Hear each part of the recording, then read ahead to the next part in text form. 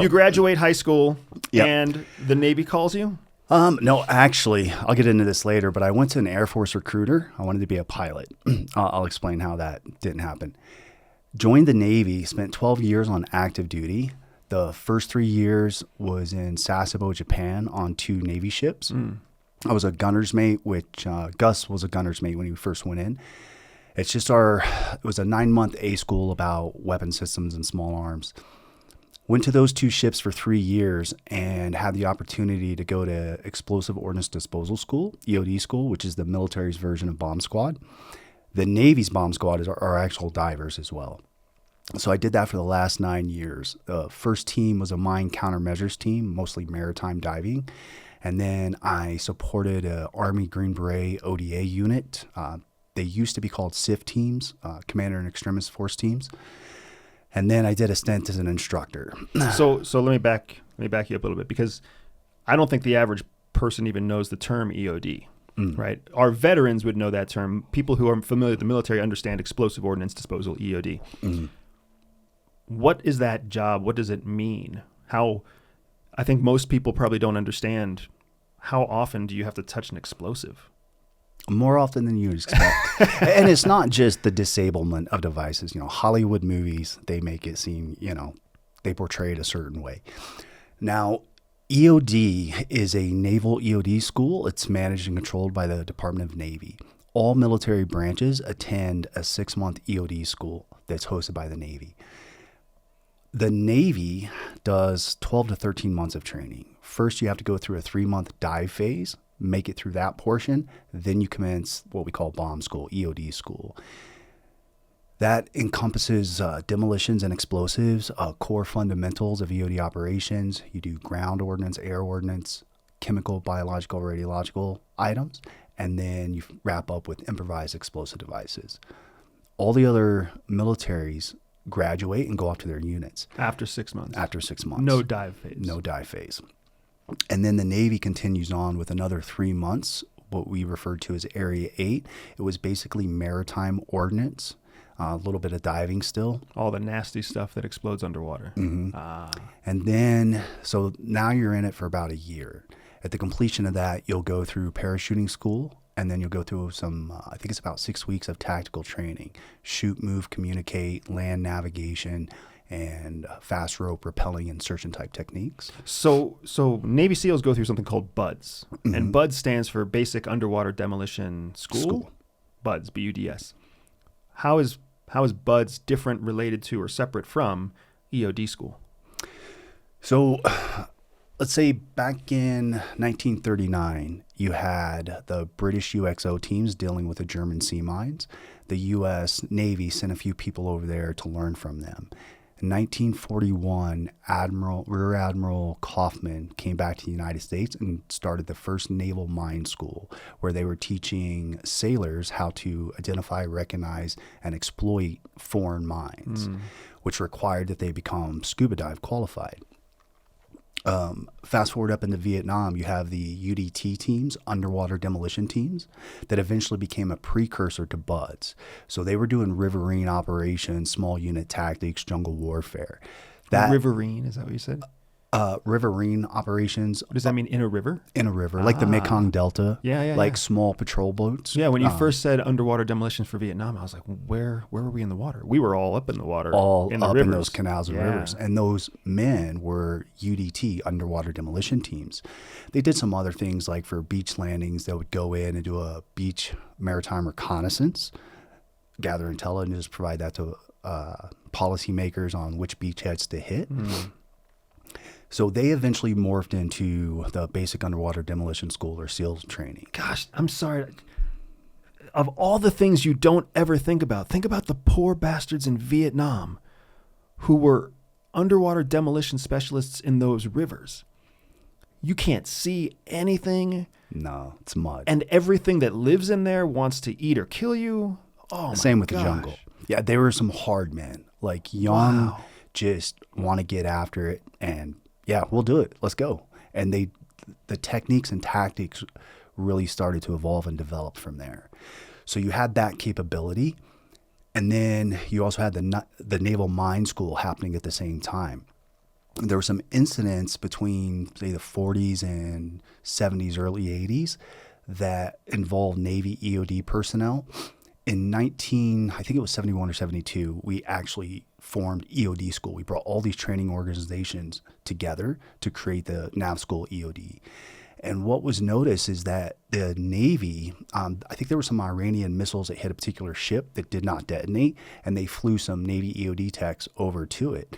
Well, now they need to know how to fast rope, rappel, and climb boats. So over the 2 to 3 decades, they started to realize, yes, we need an EOD bomb squad capable military in all branches, but the Navy particularly has some unique situations. Right? We still have ground units that work, in Afghanistan and Iraq, but we also have units now that support counterterrorism operations, that support maritime operations. Yeah. And so your question of how often do you handle explosives, we'll do things from threat and vulnerability assessments.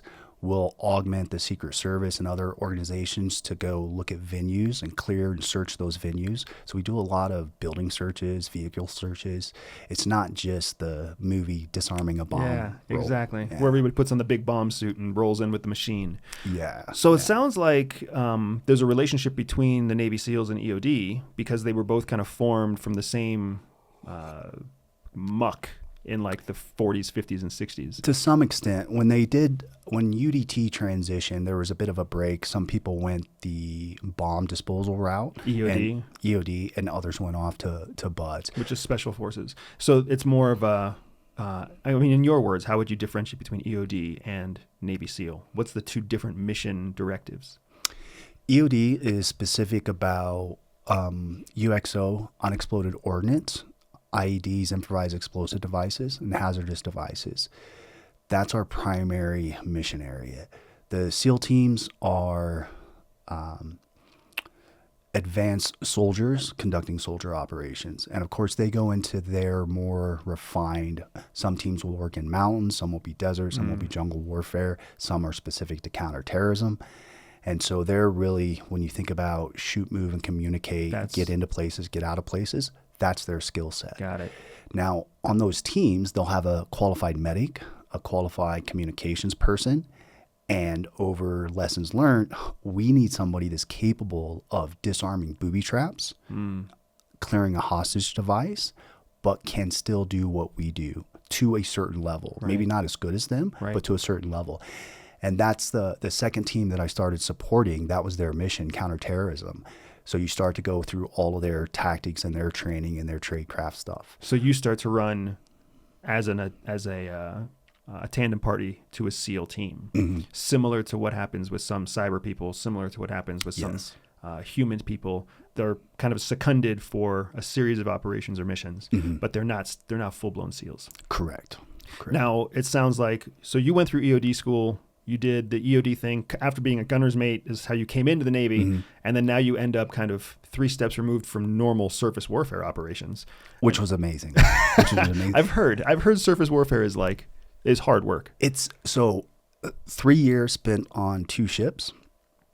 It was towards the end of my service and I was contemplating getting out.